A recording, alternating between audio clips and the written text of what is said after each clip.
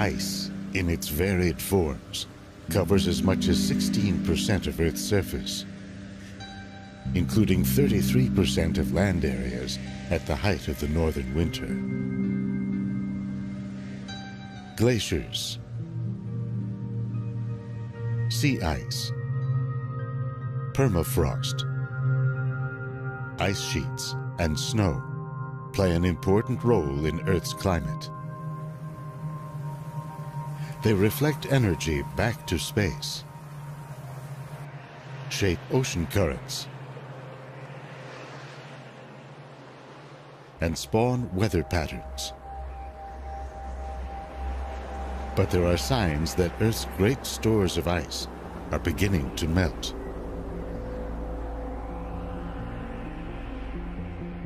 To find out where Earth might be headed, scientists are drilling down into the ice and scouring ancient seabeds for evidence of past climate change. What are they learning about the fate of our planet, 1,000 years into the future, and even beyond?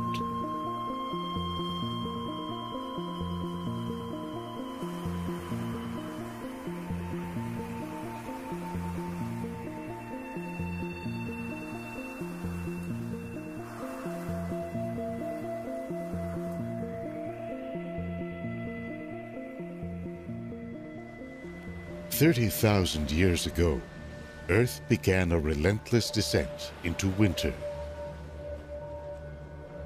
Glaciers pushed into what were temperate zones.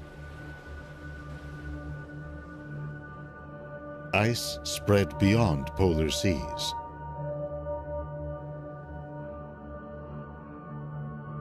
New layers of ice accumulated on the vast frozen plateau of Greenland.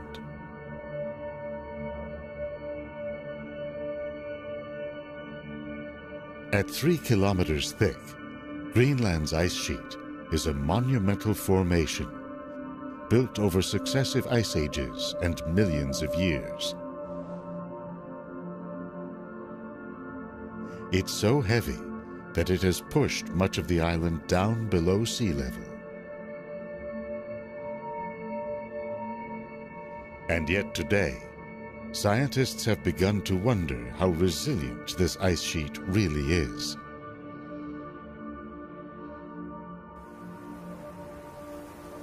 Average global temperatures have risen about 1 degree Celsius since the Industrial Revolution. They could go up another degree by the end of this century.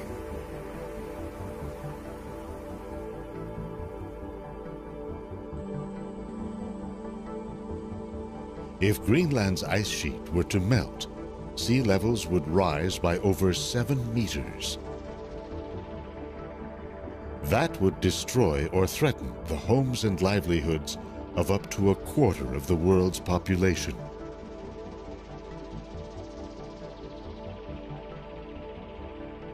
These elevation maps show some of the areas at risk.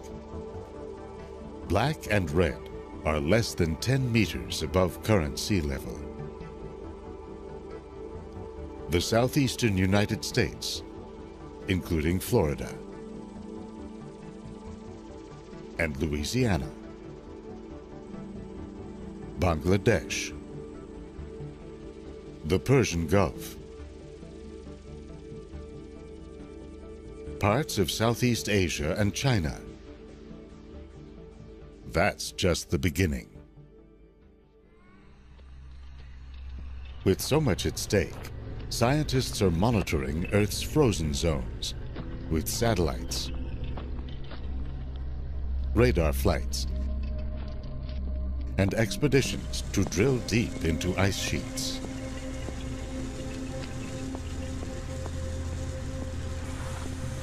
And they're reconstructing past climates, looking for clues to where Earth might now be headed. Not just centuries, but thousands of years in the future. Periods of melting and freezing, it turns out, are central events in our planet's history.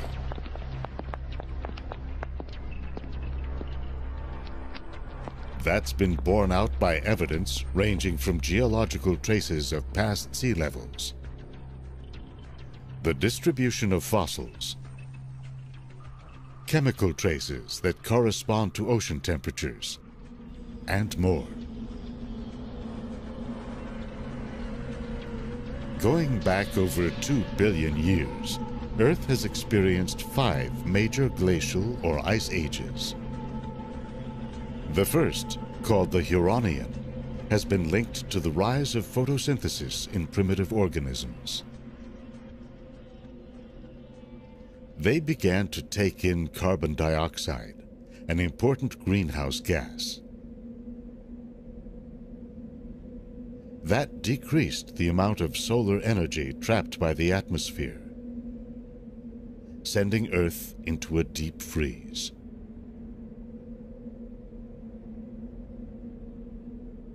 The second major ice age began 580 million years ago. It was so severe, it's often referred to as Snowball Earth. The Andean, Saharan, and the Karoo ice ages began 460 and 360 million years ago.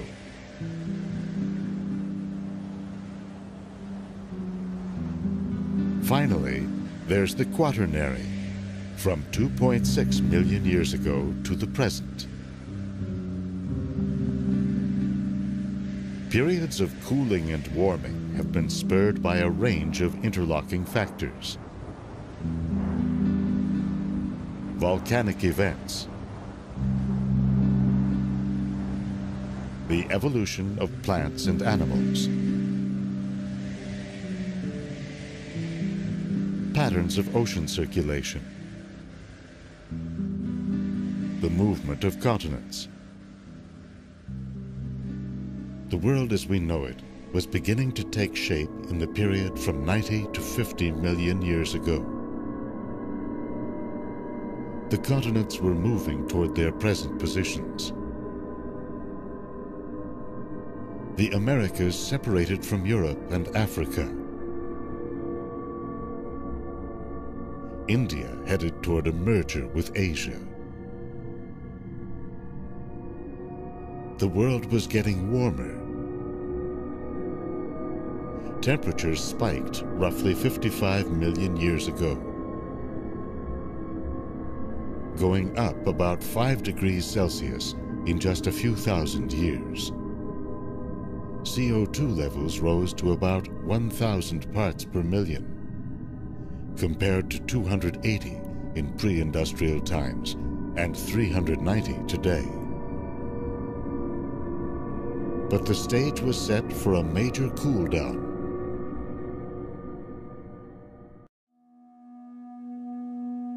The configuration of land masses had cut the Arctic off from the wider oceans. That allowed a layer of fresh water to settle over it, and a sea plant called Azolla to spread widely. In a year, it can soak up as much as 6 tons of CO2 per acre. Plowing into Asia, the Indian subcontinent caused the mighty Himalayan mountains to rise up.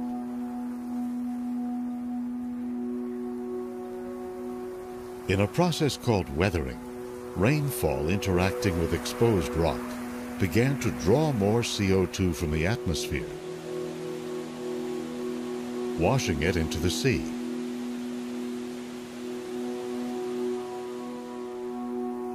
Temperatures steadily dropped.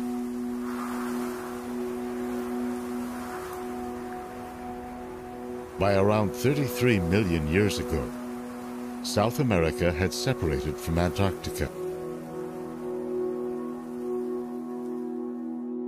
Currents swirling around the continent isolated it from warm waters to the north. An ice sheet formed. In time, with temperatures and CO2 levels continuing to fall, the door was open for a more subtle climate driver.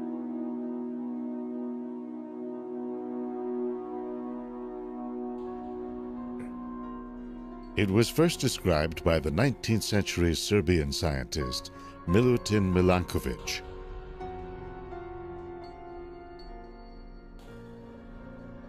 He saw that periodic variations in Earth's rotational motion altered the amount of solar radiation striking the poles.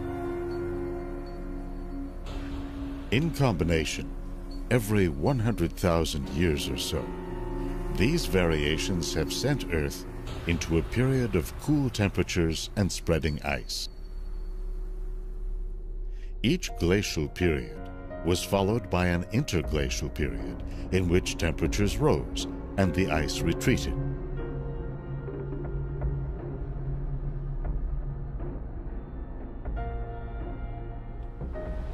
The Milankovic cycles are not strong enough by themselves to cause the shift. What they do is get the ball rolling.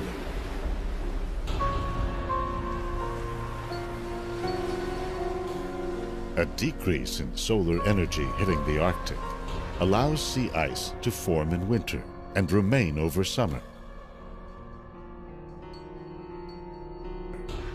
Then to expand its reach the following year. The ice reflects more solar energy back to space.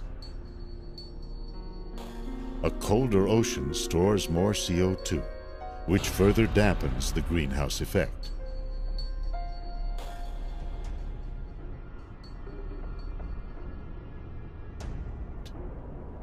Conversely, when ocean temperatures rise, more CO2 escapes into the atmosphere, where it traps more solar energy.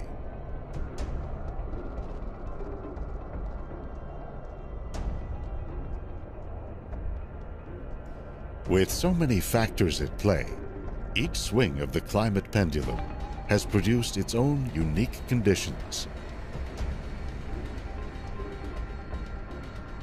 Take, for example, the last interglacial, known as the Eemian, from 130 to 115,000 years ago. This happened at a time when CO2 was at pre-industrial levels, and global temperatures had risen only modestly.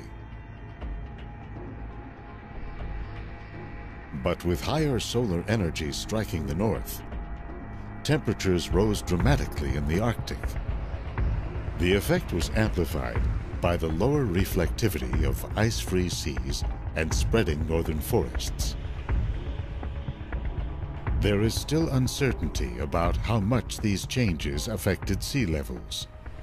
Estimates range from 5 to 9 meters, levels that would be catastrophic today.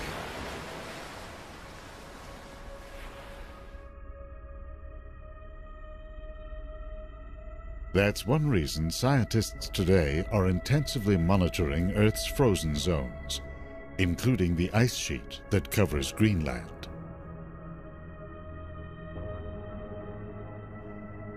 Satellite radar shows the flow of ice from the interior of the island and into glaciers.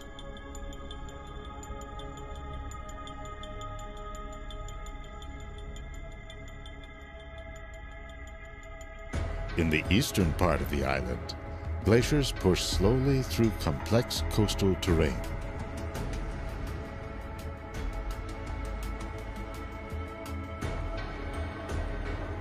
In areas of higher snowfall in the northwest and west, the ice speeds up by a factor of 10.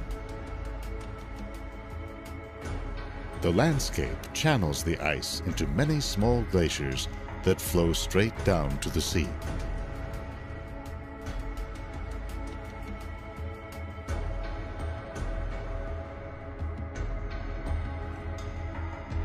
In the distant past, the center of the island may have been drained by a giant canyon recently discovered. Scientists found that it's 550 kilometers long and up to 800 meters deep. It leads from Greenland's interior to one of today's most volatile glaciers.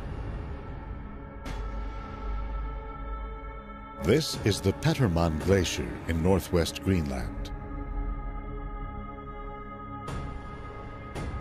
Amid unusually warm summer temperatures in 2012, satellites tracked a giant iceberg as it broke off and moved down the glacier's outlet channel. At about 31 square kilometers, this island of ice stayed together as it floated along. After 2 months, it finally began to fragment.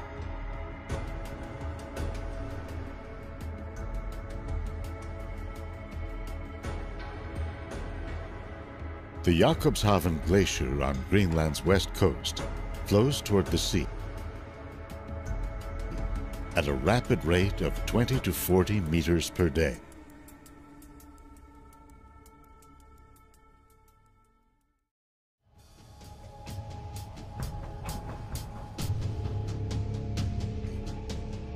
At the ice front, where the glacier meets the sea, Jakobshavn has been retreating as it dumps more and more ice into the ocean.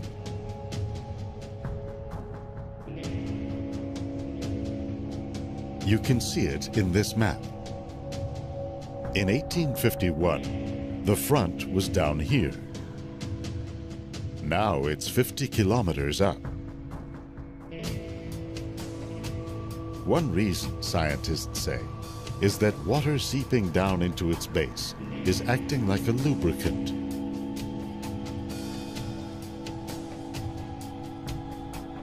Another is that as the glacier thins, it's more likely to break off or calve when it interacts with warmer ocean waters.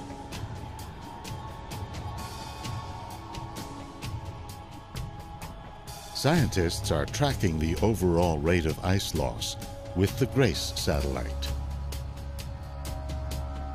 They found that from 2003 to 2009, Greenland lost about 1 trillion tons, mostly along its coastlines.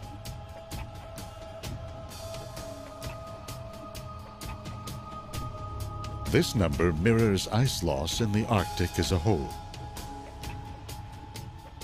By 2012, summer sea ice coverage had fallen to a little more than half of what it was in the year 1980.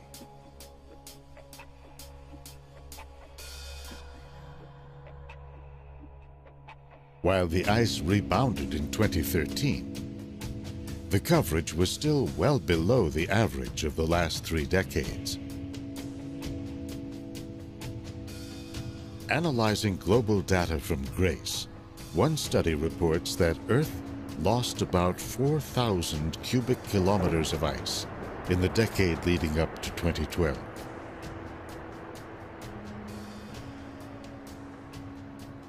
Sea levels around the world are now expected to rise about 1 meter by the end of the century.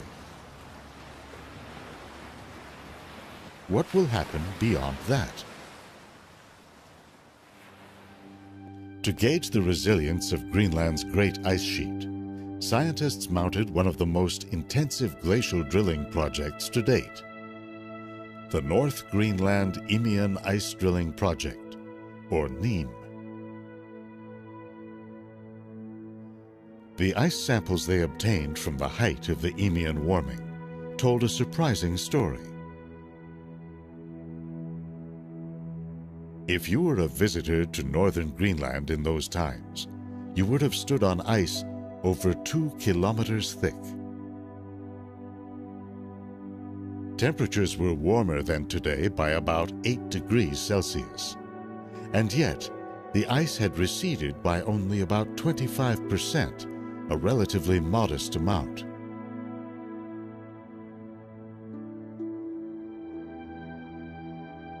This has shifted the focus to Earth's other much larger ice sheet, on the continent of Antarctica. Antarctica contains 90% of all the ice and 70% of all the fresh water on the Earth. Scientists are asking, how dynamic are its ice sheets? How sensitive are they to melting? Data from GRACE and other satellites shows that this frozen continent overall has lately been losing as much ice as it gains.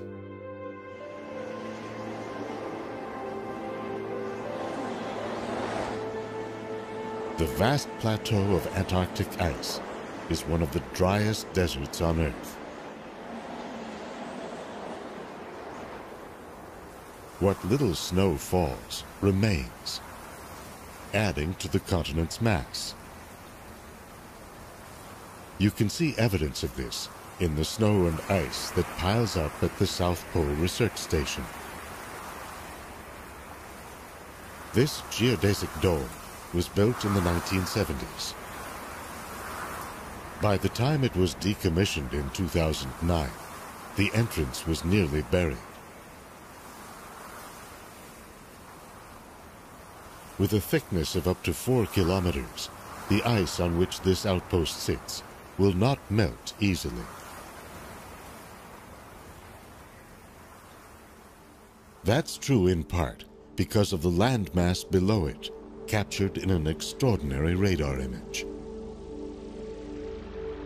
The eastern part of the continent, the far side of the image, is a stable foundation of continental crust. In contrast, the western side dips as much as 2,500 meters below present-day sea level. Along the Amundsen seacoast, the ice is disappearing at an accelerating rate. Inland ice streams are moving toward the ocean at least 100 meters per year. They end up in floating ice shelves that extend hundreds of miles into the ocean.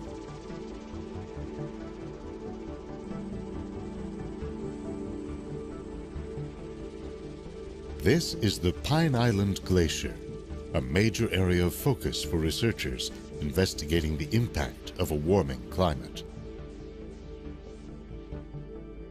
This region is the greatest source of uncertainty about global sea level projections. When ice shelves like this grow, they become prone to fracturing. A giant crack, for example, recently appeared in the Pine Island Glacier. Within 2 years, a 720 square kilometer iceberg had broken off.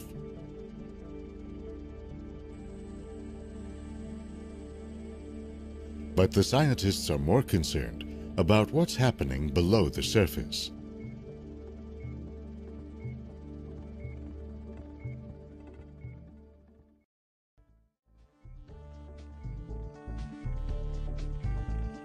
In recent times, the Southern Ocean that swirls around the continent has been getting warmer, at the rate of 0.2 degrees Celsius per decade.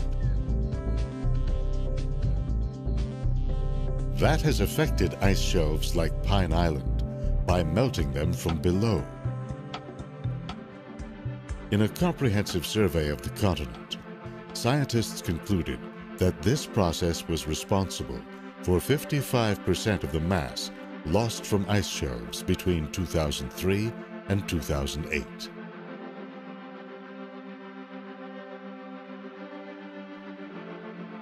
It's also been blamed for one of the more puzzling twists in the story of climate change: the spread of sea ice all around Antarctica.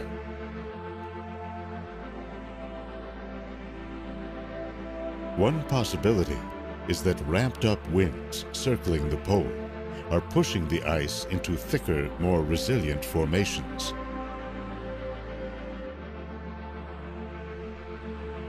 Another is that the melting of ice shelves has spread a layer of cold, fresh water over coastal seas, which readily freezes.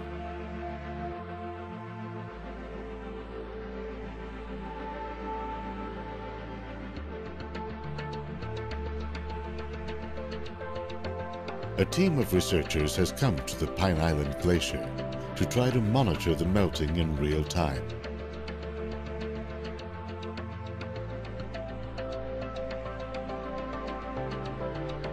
After 5 years of preparation, They drilled through 500 meters of ice to begin measuring ice volume, temperature, salinity, and flow.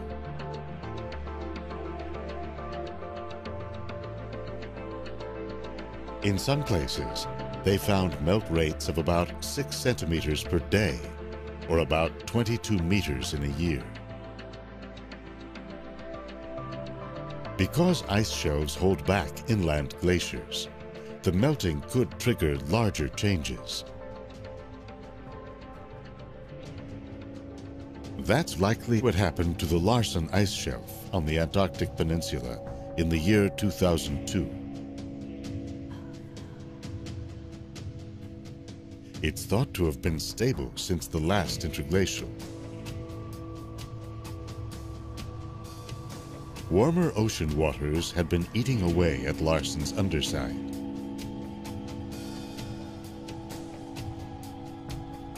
By early February of 2002, the shelf began to splinter into countless small icebergs. By March 7th, when this picture was taken, it had completely collapsed,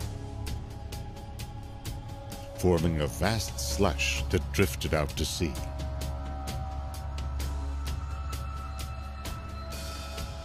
Without the shelf's buttressing effect, a series of nearby glaciers picked up speed, dumping an additional 27 cubic kilometers of ice into the ocean per year. Evidence from the last interglacial, the Eemian, brings an ominous warning of what could lie ahead.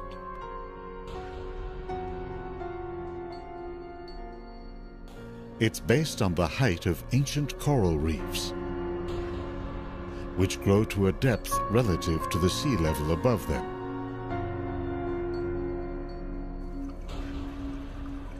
Based on reefs along the Australian coast, a recent study published in the journal Nature showed that sea levels remained stable for most of the Eemian, at 3 to 4 meters above those of today.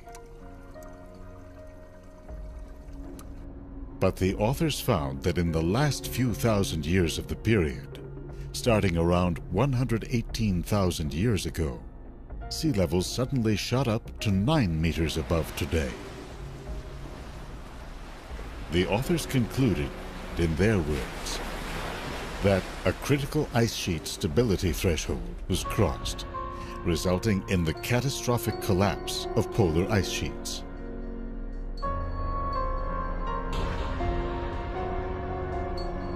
Looking ahead, uncertainties about the future of our climate abound. According to one study, the long cool down to the next glacial period is due to start in the next 1,500 years or so, based on the timing of Milankovitch cycles. But for that to actually happen, the study says, enough new ice would have to form to jumpstart the new glacial period. And CO2 would have to retreat to below pre-industrial levels. Instead, it appears that a warming climate is becoming a fact of life. The danger is that if the melting gains a momentum of its own, even reducing CO2 emissions may not be enough to stop it.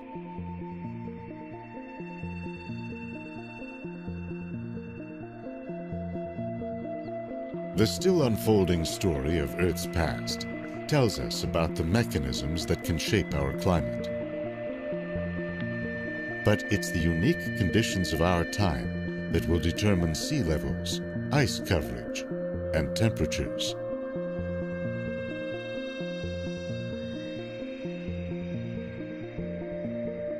What's at stake in the coming centuries is the world we know, the one that has nurtured and sustained us. The Earth itself will go on, ever changing on short and long time scales. a dynamic, living planet.